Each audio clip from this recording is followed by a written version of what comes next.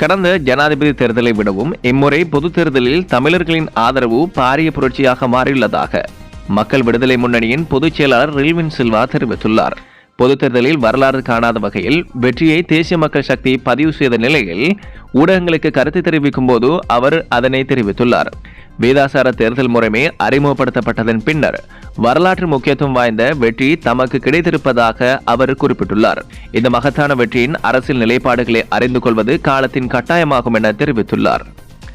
பல்வேறு பிரச்சாரங்களுக்கு மத்தியில் தேசிய மக்கள் சக்தியை நம்பி வாக்களித்த தமிழ் மக்களுக்கு நன்றியை தெரிவித்துக் கொள்வதாக அவர் குறிப்பிட்டுள்ளார். தேசிய மக்கள் சக்தி மீது தமிழர்கள் வைத்த நம்பிக்கையை பாதுகாத்து அதனை முன்னெடுத்துச் செல்லவும் எதிர்பார்க்கப்பட்டுள்ளது. மக்களின் நலனுக்காக அதனை பயன்படுத்தவும் எதிர்பார்த்துள்ள ரில்வின் சில்வா மேலும் தெரிவித்துள்ளார். பொதுத் தேர்தலில் வடமாகாணத்தில் 5 ஆசனங்களை தேசிய மக்கள் சக்தி பெற்றுள்ளமையும் குறிப்பிடத்தக்கது.